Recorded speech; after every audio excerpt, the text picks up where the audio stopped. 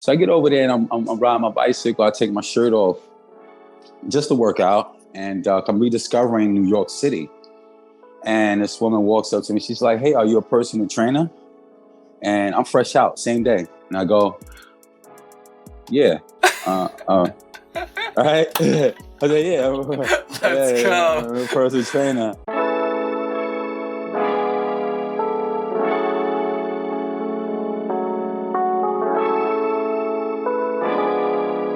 You're listening to Bought with Nelly.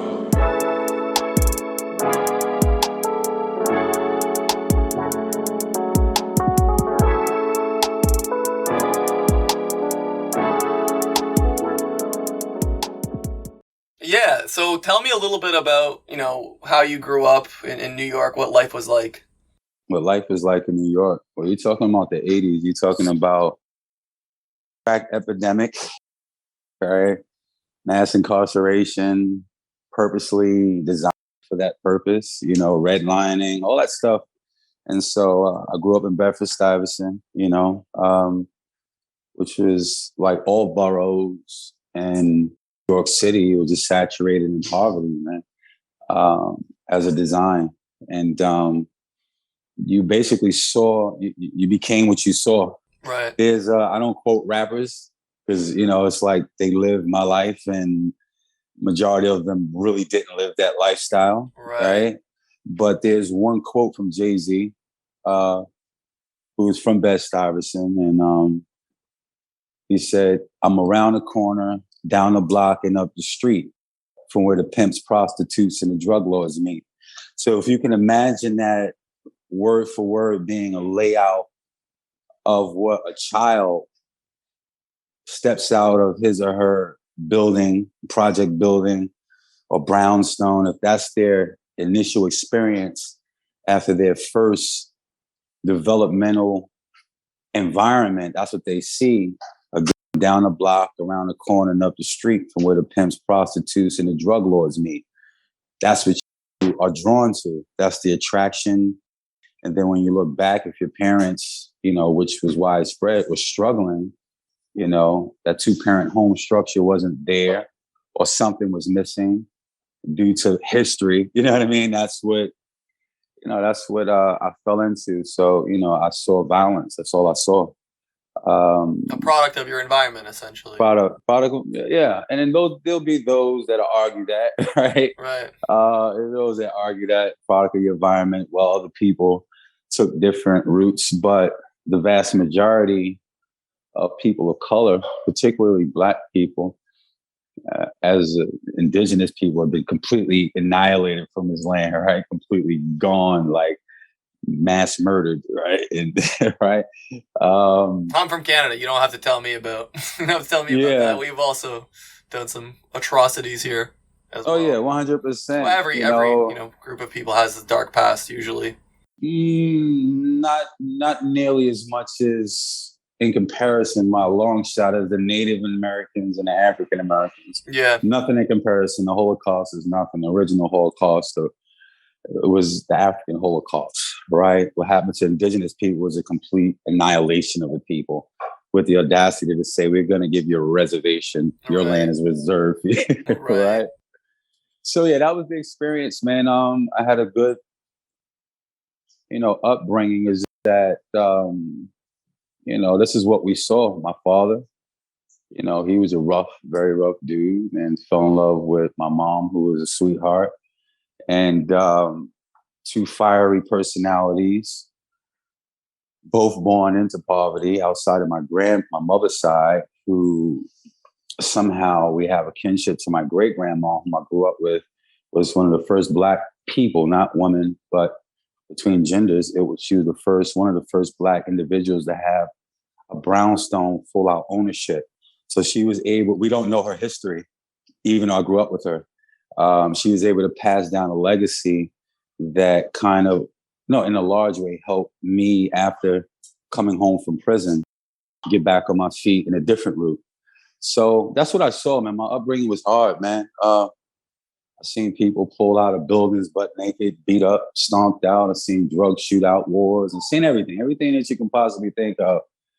as a kid playing in a jungle gym, crack vials, syringes, going up and down the stairs, hallways, smelling like urine, drug addicts, shooting up, smoking, sniffing.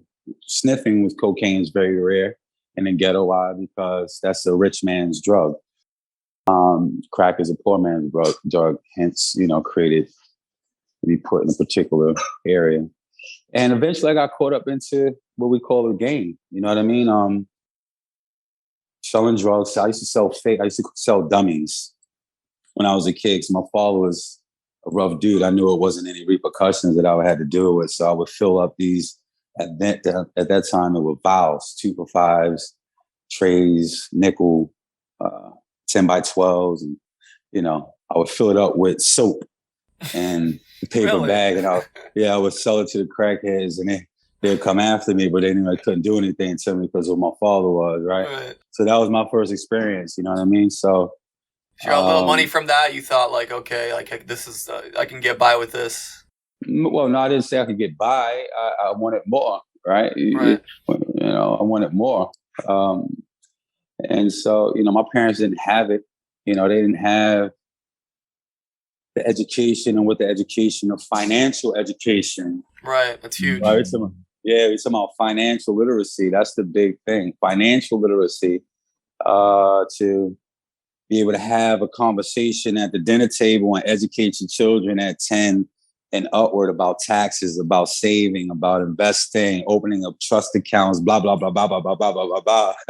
Right? So we have the same problem. I'm from Eastern Europe. We have the same problem over there. Like it's a pandemic of people that don't know what to do with their money, essentially. So it's an area that stays poor because they don't know how to invest, or they don't have enough space to invest even. Exactly, that whole capacity. So, but this came from obviously it's hugely different circumstances and experiences that different groups can relate to, right? So you're talking about a suppression. Remember, when you look at what happened in, the North Atlantic slave trade coming up to this point, those were the first experience of international kidnapping, right? And with that kidnapping, you're talking about culture, you're talking about language, you're talking about education, all those different, everything's gone. It was illegal for a slave to learn how to read, right? Yeah. And to enforce that indoctrination, that psychological, emotional, physiological, that holistic indoctrination, you had to place fear in those who you ruled over, so men were castrated, women were raped, you know what I mean? So It's like, oh no, we do not want to read. We're scared, even though we know that that's the source of power, right? Education. And so, just linking it back to the question that you initially asked me, was just like, I grew up in a terrible situation. And so, like when doing pull-ups, push-ups, dips, initially you start and your hands get sore, right? Then afterwards, after doing it repetitively, you develop calluses, right? So you become desensitized to it. And I became desensitized to what I saw, which led me, selling drugs and, going out of town, selling it for higher rates. Buying it at a lower price in New York. And eventually I just said, why even put myself out there to be robbed or betrayed and set up by, people who worked for me and worked around me hustling, and to get locked up. So I just started sticking them up. I was like, okay, I'll stick up the dudes that's like me, whoever the smartest, the quickest, and the toughest win. And I won. But then I didn't win because eventually, everyone that I was working with that I was protecting for the most part told on me. And I was facing, in 1999, I was facing 33 and a third years to life, plus 8 kidnapping charges. And so I just took the plea. I said, I'm guilty to everything. One of the main characters that was involved in it, younger than me. I was young, but I didn't want him. I don't know if you're in a different area. It just cut out a little bit. Sorry. I don't know if you went to a bad Wi-Fi room or something. Now. Now it's cutting out. How about now? Let me take the Wi-Fi off. Weird. Yeah, it should be okay now. How about now? Yeah, sorry about that. Yeah, you just. Yeah. No, totally cool. Yeah, so I took the plea. Said I was guilty to everything, all the charges, and I was railroaded for sure. So I, did some serious prison time behind it. I started seeing different things in the penitentiary. Like I was still hustling. I was still doing what I had to do, selling drugs and extorting and, that type of stuff. But I started a switch kind of went off as I got near to the end of my bid, going in and out of the box and stuff like that, and keep lock time, which is lock in the cell. Started seeing the abuse. I started seeing, the racial disparities. It's like, hold up, man. It's not just about money no more. Being a gangster the game or whatever. was. Yeah, I was like, yo, hold up. Something is different here. You know what I mean? I was still doing what I had to do, you know what I mean, to thrive. I didn't want to survive, right? Because I saw what was happening. If he wasn't tough, like really tough, then you had a problem. But then I started seeing the mechanisms, inside the institutions that those scenarios amongst prisoners, I call them prisoners, not, what's the other phrase? Inmates. Like I wasn't a mate to anyone. Right. I was a prisoner. I was held against my will. Really weird. Very weird.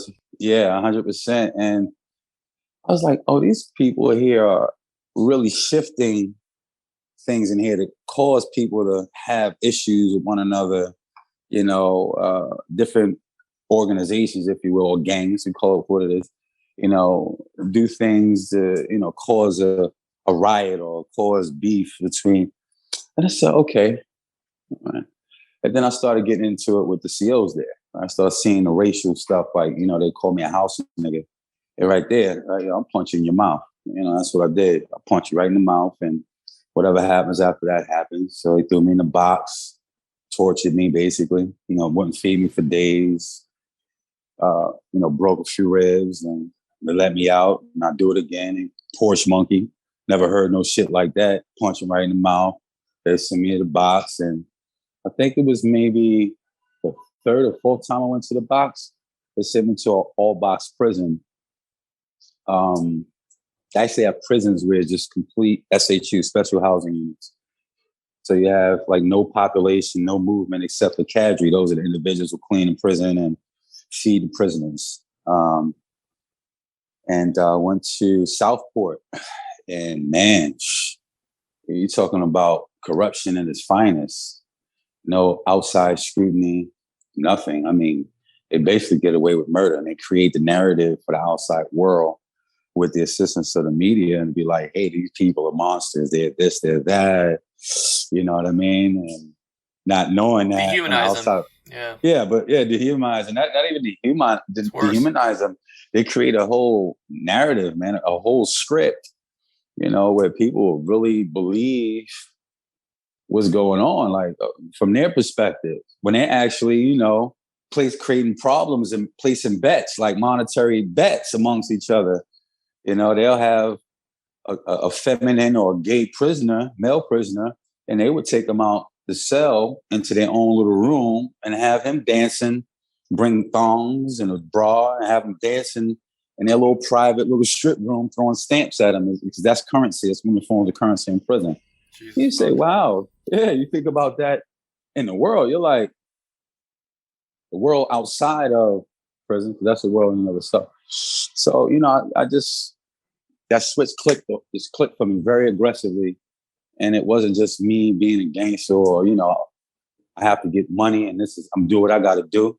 It became at that point, it was like, okay, I know who you are, I know who you are. Started educating myself, and, every instance of us becoming educated, they would, you get a book by like Nat Turner or economic book based on economics. They would actually raid the cells and take them out, throw them out, set them on fire, throw them in the garbage, yeah. So it's a system meant to destroy you and keep you in there. And Take everything. Or it's not even just keep you in there. Like, it's designed more so to create a chain of broken chains, right? Because if you come out of that prison system and you have no family, you have no resources. Can't get a job. Most of men in there and female, have children that they have to take care of, which they can't take care of. So they go back to doing what they know how to do.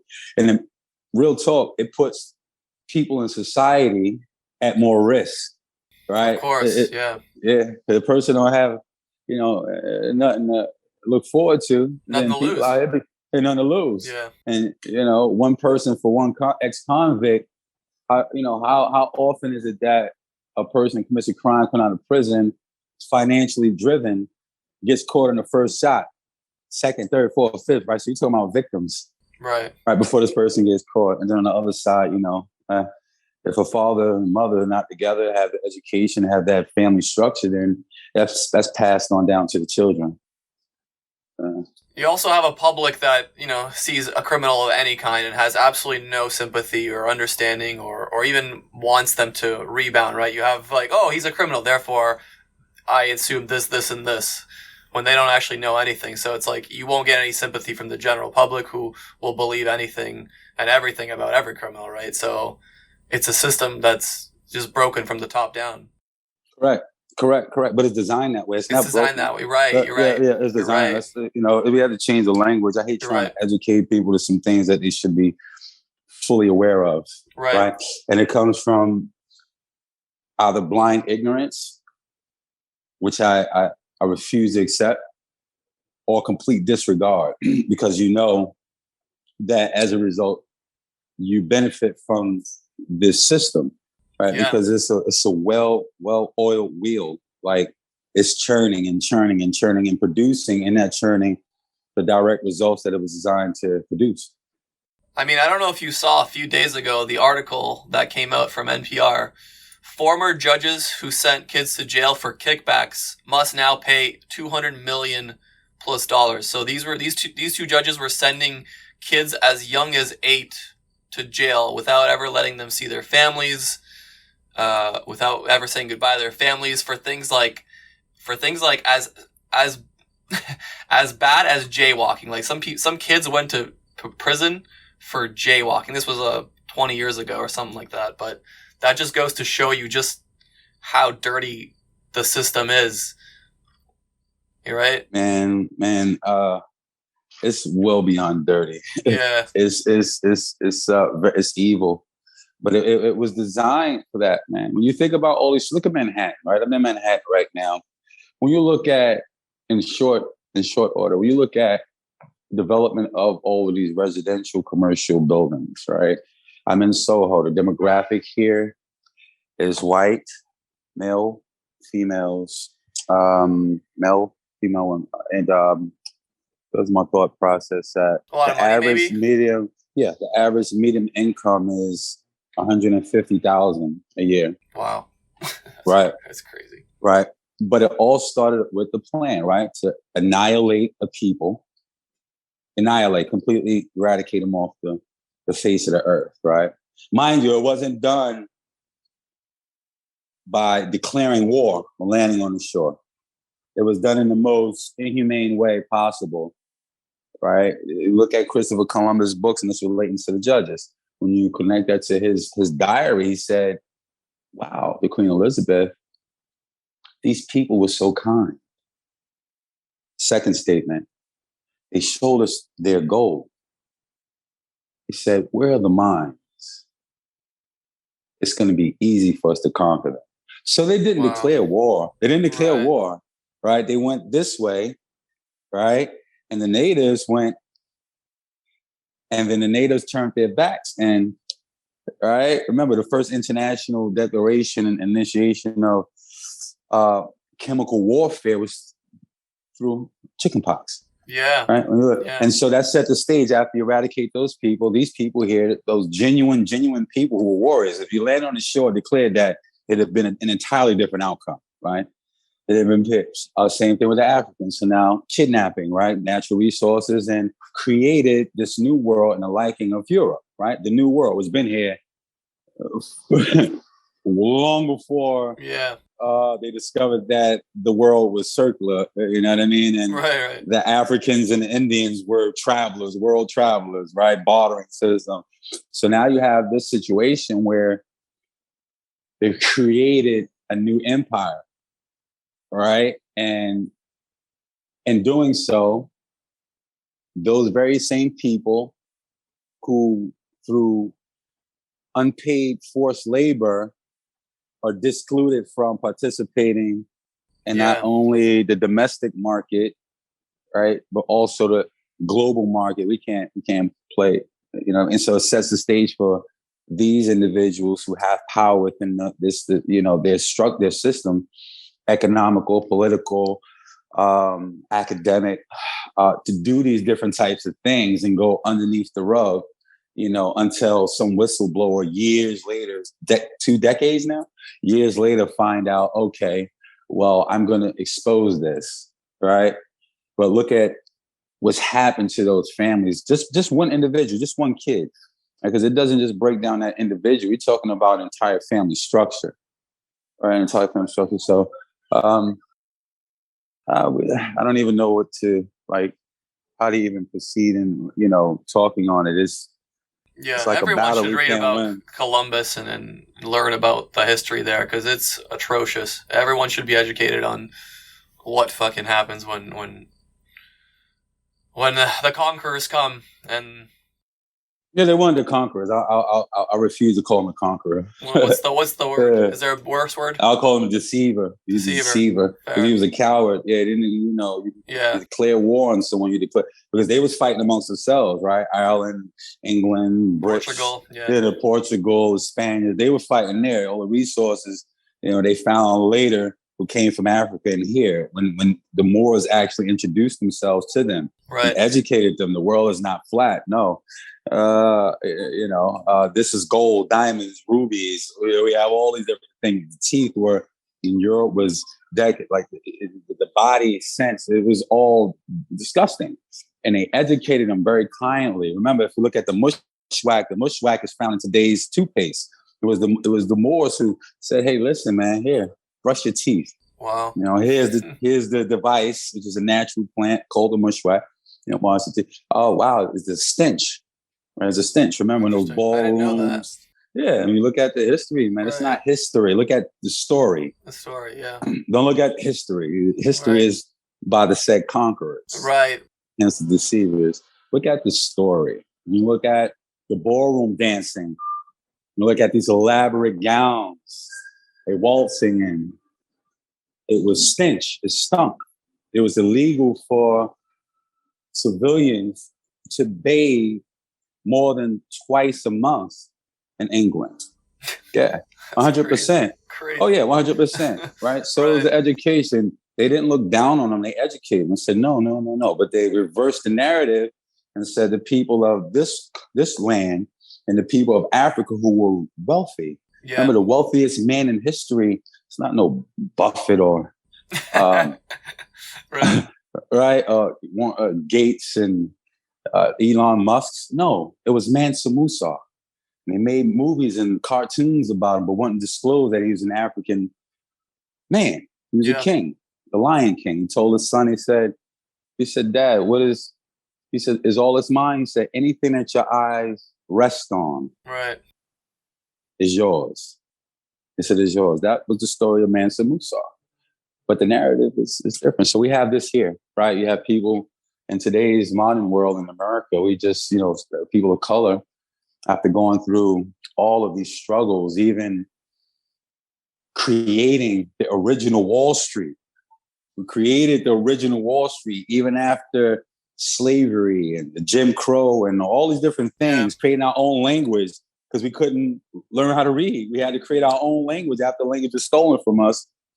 We created the most thriving city in the United States. And what happened? They bombed it. They literally sent airplanes and dropped bombs on citizens of this country and then recreated it right down here. Crazy. And and underneath is still a slave port. underneath Wall Street. I learned. It's still there. So, I was born into a certain situation, and fortunately, when I got out, I had a choice. Wait, sorry to interrupt you. Being in there for so long, solitary confinement. How did you mentally get through? That seems. I mean, people were complaining about coronavirus and staying indoors for a bit, and I'm sure that to you was laughable compared to what you've gone through, right? I wouldn't say laughable. It was just a different perspective, a different lens. I see things from a different lens, and as a result of different experiences, man. I mean, getting through the box, man, shit. While being tortured, I've seen people commit suicide. I've seen people hang up. I've seen people slit their wrists, bang their heads on the cell gate, all types of crazy stuff. No, let me rephrase that. All types of desperate things, desperate activities. I really don't know, man. I just kind of wanted to make myself like an unfeeling machine. Sometimes I was successful, sometimes I wasn't. So I'm human, obviously. But I had it in my mind that I would not let them break me. I would say that all the time. Various things people would say. I'm going back to my cell after I finished shower. I never called the place I was confined at my cell. I said, I'm going back to the cell. Like those different things meant the world to me of how I perceived and expressed myself through that experience, through all those experiences. When did fitness come into the equation? When did you really start going hard with that? Near the last part of my prison bid. Because remember, I was never in minimums and mediums. Like it was a super maximum facilities, and then super maximums. Since I was 19, going through being in a box, I just something just clicked. It started incidentally. I remember it was probably like in Auburn. Auburn is the maximum, and I was talking with some associates of mine, and they was doing pull-ups, and I got up there and I couldn't do 10 pull-ups straight. And they was making like a joke, not an offensive joke. I was very serious up there, as I had to be. But he was like, man, how you knocking all these dudes out? Dudes coming at you with knives and razors, and you knocking them out, and you can't do 10 pull-ups. So I was like, so every day I would just go outside in the yard. I'm like, yo, because in my mind, I'm like, hey, look, you gotta have no muscles to be a good fighter, to be a warrior. That don't mean nothing. It wouldn't hurt. It wouldn't hurt. It wouldn't hurt, but you gotta know how to use it, right? Right. It's like the bodybuilders; they too big. You can't really move too tight. You know what I mean? Holding too much bulk. But when he said that, and I remember exactly who told me that, and I remember the exact scenario, and he said that to me, and it was funny. And again, he wasn't making fun of me at all, but it was a real statement. And every day I would go out and try to do 10 pull-ups, and then 10 pull-ups started adding up to, 20. And then, and then every day it was just like, I started to find I was kind of disconnected with what was going on around me in the joint, but still very hyper aware, right? Because I'll be doing pull-ups and, I have a dude next to me, who knows me or familiar with me. He'd go on a pull-up bar. As soon as he do a pull-up, somebody to stab him in his rib cage and his neck, right? So I was still very much aware and alert. Yeah. But it was kind of like a distraction from what was going on day to day in that joint, all of the joints. And then, man, it was this, my neighbor, I'll say his name. His name is Carmine Galante. His father was the boss of the Galante family. And we were okay. We didn't ever handle static. It was just, he had an understanding with me. I had an understanding with him. So I would come inside the cell I was in Auburn. And, after being consistent with going out in the yard and working out and, started to see some changes. It was drastic. Slimmed down. I was chopped up.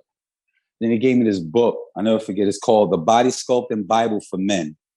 The Body Sculpting Bible for Men. That put everything in perspective, all right? Because I started really digging into it. I started researching and reading it. learning about supersets, trisets, and how to, diet and based off of the food I had, right? 'Cause I had support there. I wasn't bad financially, right? And so I started building off of that. I remember he handed me the book in the cell. I started applying it, and let's say in 2-3 months' time, my body changed. It was like a sculpt. It was like a work of art. Right. No bullshit. I was just so excited to get outside in the yard to work out. Like, if a riot is jumping off over here, I'm watching from a distance working out, but I'm in my zone. You know what I mean? Loving it. And then dudes that were opposition to me, different factions, and, some associates that I had that was watching my back, and, I was watching theirs. They started gravitating to me. Hey, listen, man, what you training today? I got chest and back. I'm like, all right. What you doing tomorrow? All right. You gonna be out here? I'm like, yeah, come on out. And then, I just had people working out with me, man, just raw. And did you think that could be a passion at that moment, or was this just something that you were like doing, or did you think this could be a passion, a career path, even like once you got out? No, right? No. Yeah. Okay. I was going back to throwing people in my trunk, man. I ain't gonna lie to you. Fair. I had no idea what was happening. And so by the time I got out, I went through a whole lot in my last year. I didn't know what I thought I was going to get another year because I got set up by the CO sergeant in the visit room. I'm just jumping through things, man, trying to keep a chronological order. No worries. It's a conversation. Yeah. It doesn't have to be, it's not a perfect interview.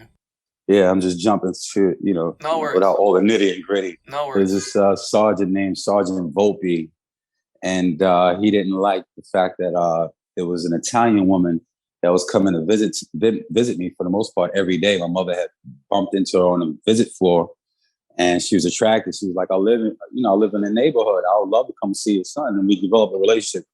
And my last year, my body I'm ready to go. Don't know what I'm going to do with it. Just, he tells her, listen, niggas and Italians don't mix because he's Italian, shit.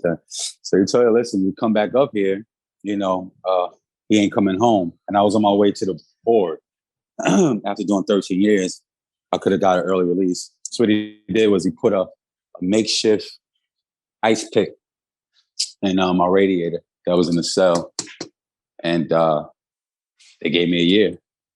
So I get out the next year, and as soon as I hit the streets in Bedford-Stuyvesant, before it was Bedford-Stuyvesant Heights, it's the Heights now, Bedford-Stuyvesant Heights, gentrification. But anyway, some old associates, their younger brothers who had now had the positions in the area that we once had, they remember me and I didn't remember them. And so it was like, hey, man, welcome home. And I'm automatic. I'm still on prison time the same day. I'm ready to get to what I got to get to. Remember, I had no plan. I didn't know what I was going to do. Right. And it was like, no, that's little such and such, who's not little such and such no more. And they said, welcome home and give me some cash, like $50,000 in cash. Mind you, I had no money in my pocket. I said, I'm good, man. I'm going to try something different, man. I don't know what it is. I'm going to try something different. $50,000? Yeah, that's not a lot of money in cash, man. Well, I mean, if you're coming out and we got nothing, that seems like a hefty chunk. But no? But now when you have a stand-up reputation, isn't it? Yeah. I never snaked nobody. I never, told on nobody in that life.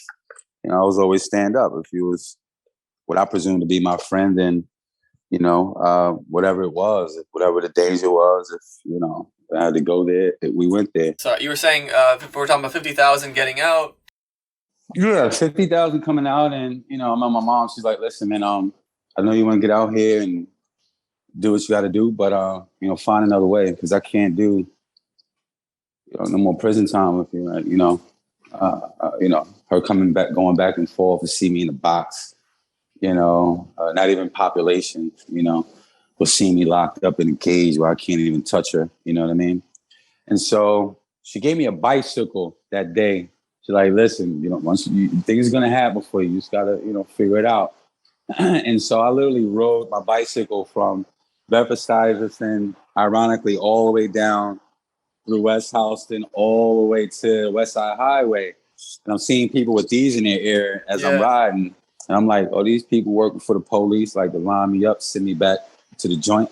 Because it's just like Fred Flintstone meets George Jetson in the Flash. Right.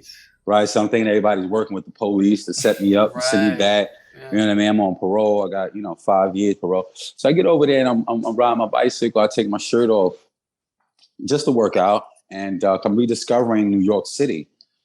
And this woman walks up to me. She's like, hey, are you a personal trainer? And I'm fresh out, same day. And I go, yeah. All right. I said, yeah. Let's go. I'm a personal trainer.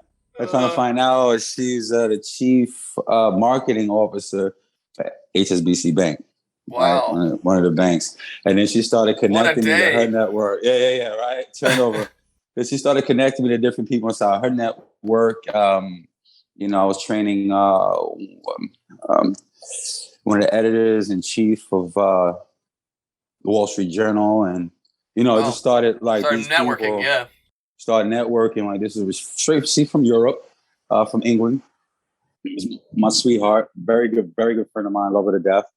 I don't think I've thanked her enough for her indirectly introducing me to the career path I fell into. So I didn't choose it. And then I met Cos roughly 2 months after I got out the joint.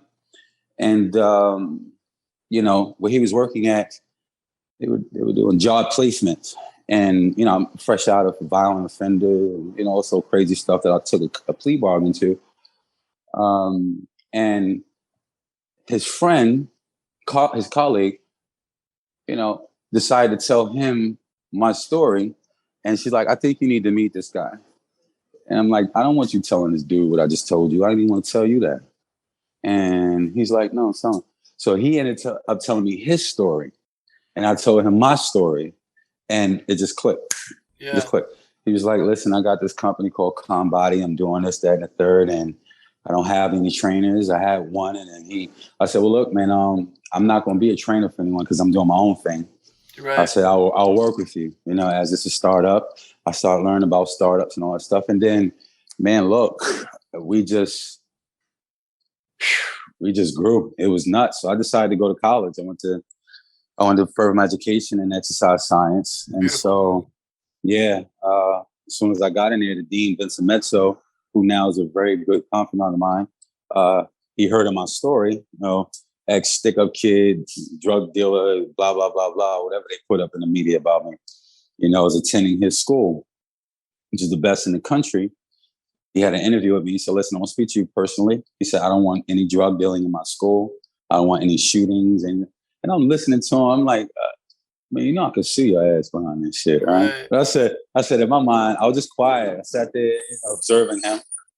And I'm sure he was observing my responses to his statements. And I said, I'm going to show this dude something, man. There's a statement a rapper said too, I think Jadakiss or something. He said, there's dudes better than Michael Jordan up north in prison that didn't get that break. Right. I said, I'm going to show you something. And I was on the dean's list for my entire tenure. And then he invited me to be the commencement speaker for our graduation. And I'm like, saying yes, but I'm like, hold on, let me look up the definition of commencement speaker. What the hell does that mean? Yeah. So like, all right, cool, yeah, I'll do it. I'm like, well, I'm honored. Make sure you're signing up for the right thing, right? Yeah. Didn't know what the heck it was. And then, ended up training for active because I wasn't in a non-complete clause with Combody. And then people just started scouting me for these big companies, these boutique studios. Equinox, they wouldn't hire me, because of my record. But then once I started blowing up, it was like, listen, why don't you come over here and run our Gramercy location? And so I said, man, fuck y'all. Excuse my language. You want to give me a shot? All you want here. Yeah, like, give me a shot. I said, all right, fuck y'all, man. And that's what it was. And then, for Aptive, I helped them raise $20 million. Wow. Audio fitness app. I was one of the top trainers on that platform. Then YG Studios, they raised another $20 million. Wow. I was one of their premier trainers. Now I'm the only one that got a prison record. I done shot a couple dudes. I done did all this, that, and the third. And hey, it was just like, listen, we see the work that you're doing over here at Combody. They were sending scouts that were secretly acting as if they were training clients. Really? Right. To see if my vibe was right. I was getting, she's running late, so that's cool. I was getting psychologically analyzed. It was analyzing me to see if I, had the capacity. Like if I'm gonna rob, like PTSD, if I'm gonna rob the studio. Sorry, that's a client coming in. All right, as if I'm gonna just jump them. Everybody after you're doing squats, everybody on the floor. No, man. So yeah, man. So that's my story, man. YG Studio, active, calm body, modeling as well. Yeah, I did a little modeling. They told me I wasn't soft enough. Oh, come on. They said I wasn't soft enough. They said too hard. You know what I mean? So I was like, all right, whatever, man. Whatever. It is what it is, man. Made more money than majority of the trainers with these big Instagram followers. Yeah, like what? Just rocking off here. There's one of my clients right here. This is Mercedes. Beautiful. I know you can't hear her. She's been with me for about like 2 months, and she's lost a total of 32 pounds so far. Awesome. Congratulations. Look at Fabuloso. Get to running. Okay, get it started. If you don't mind, let me close out. All right. Yeah, so that's my story. That's partial of it, but No, it's beautiful. I appreciate your time. I know we're kind of all over the place and whatnot. Maybe one day if you're free, we can do it. We can run it back. We do another one because it seems like you have so much we could talk about. Yeah, for sure. Anytime, man. Hit me up, and I'm flying out to Texas to do another podcast with a friend of mine, Kevin Curry from Fitman Cook. Oh, cool. Yeah, fly me out this Thursday. I'll leave links to everything that you're doing down below. I love your story. I was creeping your Instagram the other day, and immediately thank you. I felt like I needed to work out. I was like, do I want to do that second workout? I'm like, fuck. And I went to the hills and just started running. And I started thinking about your abs. I'm like, I can get those. Just gotta keep pushing. That's it. Just keep working. That's it. Just make it a daily thing that you get to, man. That's exactly. So yeah, beautiful. Appreciate your time. Thanks for being a guest. Definitely. Also, just really quick side note. I don't know if you listened to Koss's latest TED Talk, but I'm in the process of raising $4.5 million for a new fitness concept startup. Cool. To change the entire landscape of the industry, not in New York, but not just in New York, but internationally. The entire model of Equinox and all the rest down. Yeah.